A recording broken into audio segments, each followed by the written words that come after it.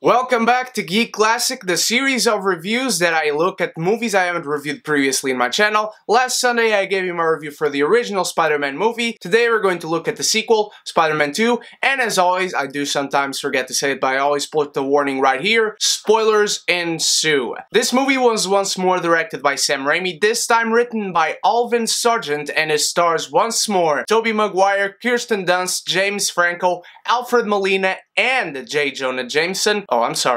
J.K. Simmons. And in this movie, just like the years progress between the first movie and this one, our characters have moved on. They now all have jobs. Peter Parker is trying to make a living for himself. He has moved into New York City. Harry Osborn now commands Oscorp. Mary Jane is now an actress and does have some work in theater. And we meet Otto Octavius, who's presenting his new work in a partnership with Oscorp, and this goes awry. The experience goes wrong. This movie, unlike nowadays when we get the origin story of superheroes, guys seen me do this before, and I always say that they are more of character studies. This movie is a character study drama above anything else. Above being a superhero movie, it is a character study drama, but one of the better aspects of this film is that it's not just for Peter Parker, it's for Mary Jane Watson. It's for Dr. Otto Octavius. We get a lot of backstory into this movie, and not only is Alfred Molina excellent in this role, the character itself, the villain, is also excellent. The best villain in Spider-Man movies we have gotten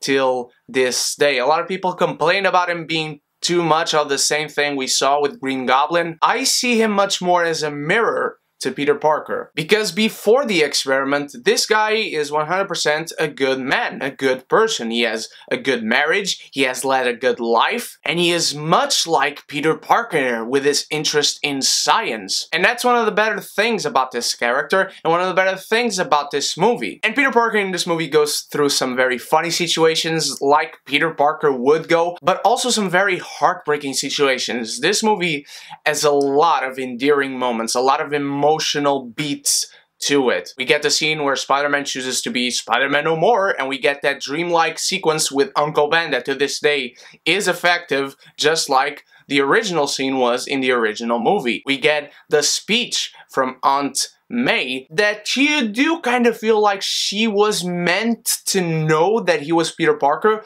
but then Spider-Man 3 did nothing with that. Even the scenes with Mary Jane Watson where she is hurt that he couldn't go to his play. And I understand how some people may see her overreacting, but I do know what she is going through. I have disappointed friends before in my life, and I have been disappointed by friends before in my life. And if they are as good friends as they are in this movie, that would be a natural reaction. Another heartbreaking scene is when Harry Osborn is drunk in this gala party where Mary Jane is going to announce her marriage, and he just lays it on Peter Parker. It just hurts. Because these guys have been best friends for the longest time. Whether you know from the comics or whether you just watch the last movie, you feel the friendship of these guys and you feel the friendship deteriorating in this film. Or how about the scene where he confesses to Aunt May that he was, as he considers himself, culprit of Uncle Ben's death, and Aunt May is just distraught at this reveal, and after that we don't see her ever again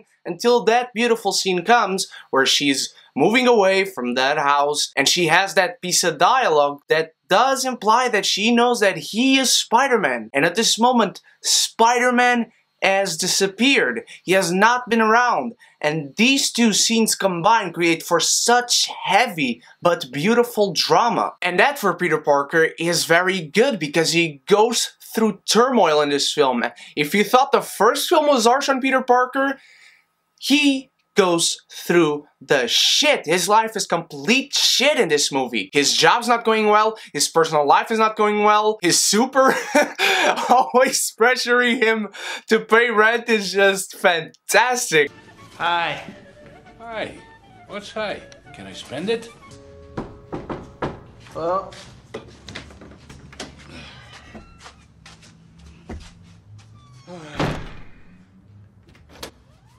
Rent? Peter Parker goes through such a harrowing journey in this movie, and that only makes the ending be more gratifying, but we'll get to that. Let's go into our villain, Alfred Molina playing Dr. Otto Octavius. Just the hospital scene. So practical, just like in the last movie. And it's straight out of a horror film, a Sam Raimi horror film. Straight out of Evil Dead or Army of Darkness.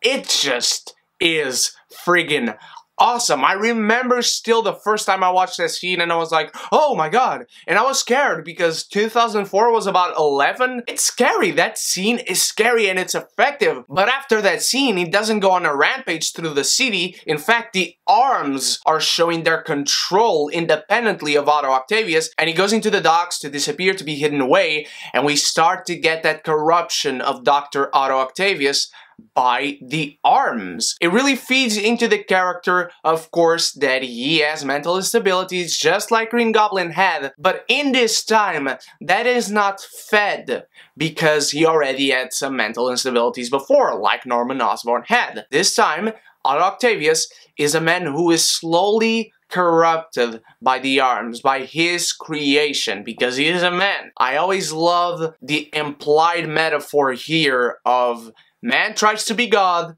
things go wrong. The bank heist scene is also amazing, exhilarating. It's a fantastic action set piece where Spider-Man goes to confront Otto Octavius while he has Aunt May in his grasp, and he suddenly disappears from the bank. Because in any other movie, I'll probably go thinking like, okay, so he disappears and Aunt May never confronts him about it? But then we get that scene that I talked to you previously about Aunt May implying that she knows that he is Peter Parker, but we need Spider-Man, blah blah blah. And that's why this scene doesn't bother me when he disappears. But this scene, this bank heist, leads into what to this day still is a masterful action set piece. The scene on the train. This scene is so fantastic. I talk about action scenes in several movies in this channel before, you guys know this, where you feel every punch and every kick and whatnot.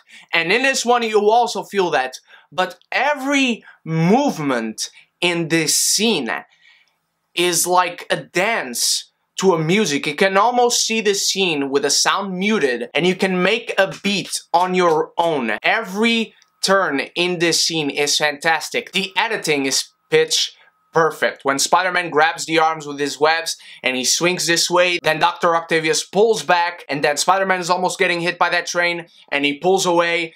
It's masterful. When Spider-Man saves these people, you see the struggle he goes through, and that is so fantastic because he loses the fight, technically speaking. He gets unmasked, all these people see his face, and once more you have a moment where the people of New York show their adoration for Spider-Man, their respect above anything else for Spider-Man. And I love this scene because of that. But it's also very quick. They don't linger on it too much. And I'll talk about the pacing of this film in a bit. And they don't linger on it because Dr. Otto Octavius, he's not going to kill these people, but these people try to stop him and he just literally pushes them aside with the arms and gets Peter Parker and he takes him to Harry Osborn to get more tritium for his solar supernova machine. And another heartbreaking scene comes in this, where Harry Osborn unmasks Spider-Man, sees that he's Peter Parker, and you have this moment that just stops.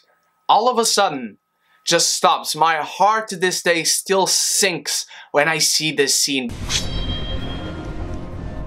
First we'll see who's behind the mask. I can look into your eyes as you die. Peace. No. It can't be. It's so powerful. The score, the look on these guys' faces, everything in here works perfectly because Harry Osborn is still not a villain, but he's going down a dark path, but he still has his friendship with Peter Parker. He made that mistake earlier, but the friendship is still there. The friends that they once were is still here. Harry Osborn still is a friend to Peter Parker, so he's just shocked. And like the people watching this movie, like me watching this movie, he is absolutely heartbroken. And Peter Parker knows that he can't stay here as much as he wanted to, because he has got to go and save Mary Jane. The final confrontation in this movie is also incredible, for many reasons, but one of them is because Peter Parker doesn't just go there and fight Dr. Otto Octavius. He goes there to try to appeal to the person that he knew in the beginning of the movie, where they got along, where they share their interest in science. Peter Parker is trying to appeal to the person that he once knew. In the first movie, he never got to know Norman Osborn that much. He was a very mysterious man with very hidden motivations, and he never felt like a receiving person, a person very receiving of love and delivering of love. And Dr. Otto Octavius is not that. He is a very charming person, a very endearing person that lost his wife, that went through a tragedy, and Peter Parker knows what that's like. But we do get a fight, and it's an awesome fight, but we get Spider-Man unmasked in front of Mary Jane, and this moment where Peter Parker turns and looks directly at Mary Jane and she looks back at him, you have no words, and you don't need any words, you just have this look on Kirsten Dunst, and this is actually a very underrated performance from her, I must admit, because she just looks at him and she has this look in her eyes of relief. Okay, I finally got confirmation that the person I am in love with was all along the person I am in love with. I know that sounds stupid, but that's the only way I can find myself phrasing it. Because she loved Spider-Man, she loved Peter Parker, but Peter Parker did so much shit to her. And finally she understands why he wasn't present in her plays. She finally understands that he had, no pun intended, many responsibilities to look into. Also the scene where these pillars almost fall on Mary Jane, you have this look on Peter Parker and this line that is perfect where he just says, "Hi, this thing is really heavy." And that is very Peter Parker, and I love it because of that. This movie is a character study, as I said, and that feeds so much into it. And we get a very sad ending to this fight, to this villain, where Dr. Otto Octavius sacrifices himself going down the river with his machine going inactive, as well as the arms. He finally confronts the arms and he begins controlling him again without needing the cerebral chip. And this movie, just like the last one, is very practical. Most things in this movie are practical. And whenever CG comes into the picture, literally, this movie doesn't suffer from what the movie suffered. The CG in this movie holds up fantastically, I might add. The CG in this movie is fabulous. The fighting sequences are fabulous. The drama ensues and is embodied through every aspect of this movie. The action is born through the drama that this movie and the characters in this movie go through. And I said I will talk about the pacing. The pacing in this movie is pitch perfect. There is not one dead moment in this movie. This movie doesn't let up. The drama is there 1000%. These characters are going through journeys 1000%, and it doesn't stop. It always has something to say. No scene is wasted in this movie. I've seen this movie probably 1,000 times. That is an exaggeration. I saw it today for this review. There's not one wasted scene. And Mary Jane in this movie does get a character. She also goes through a journey. Harry Osborn goes through an even more significant journey than in the previous movie. Peter Parker, hell, he's going through the shits constantly throughout this movie. Not until the very ending of this movie where Mary Jane chooses him and it's very satisfying and she finally tells him, "No, let me choose. I want to stay with you, so let me stay with you. I know the dangers and I choose to stay with you still, so let me stay with you because I love you and you love me. We all know that. The audience watching knows that, Peter, so let me stay with you. Okay? Okay." But honestly, I do not have complaints with this movie. The characters are all amazing. J. Jonah Jameson is still the best thing ever. If we can get a picture of Julia Roberts in a thong, we can certainly get a picture of this weirdo. Cash money for a picture of Spider-Man. He doesn't want to be famous, and I'll make him infamous. What are we going to call this guy? Dr. Octopus. That's crap. Science Squid? Crap. Doctor Strange. That's pretty good. But it's taken. Could you pay me in advance?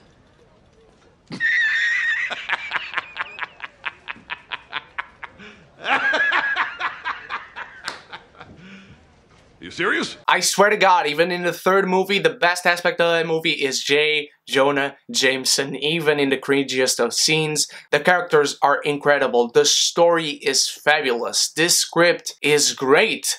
This is a fabulous movie. Not superhero movie.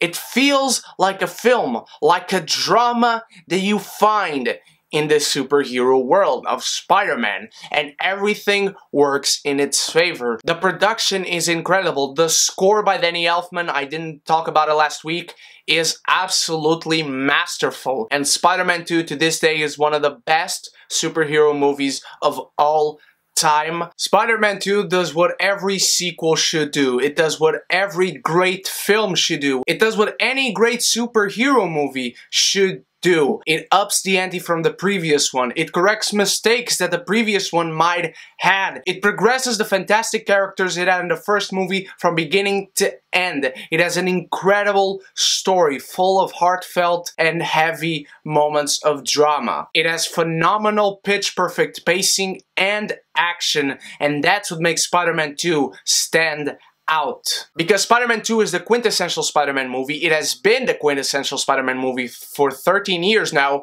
and it's hard for a movie to stay this good, this long. I do not have complaints because Spider-Man 2 is undoubtedly the stuff that dreams are made of. What did you think of Spider-Man 2, my beautiful geekies? Is it your favorite Spider-Man movie? Is it not? What are your hopes for Spider-Man Homecoming? Let me know that right now. I know I have Spider-Man 3 coming next week, but I want to know with this one that I personally consider the best Spider-Man movie. Let me know in the comments and check the link in the description for the beautiful geeky community where you can meet many other geekies and many awesome people in general. Thank you so much for watching. You guys are the freaking best. Thank you, thank you, thank you. I love you so, so much from the bottom of my heart. We are almost at 1,000 subscribers, and that is crazy. And I don't know how to thank you guys. I can't put it into words, but you have my eternal gratitude. Tomorrow I'll have my review for The Bad Batch. So until then, you stay beautiful, you stay geeky, and if you haven't done so yet, click the subscribe button and the bell so you can be geeky united!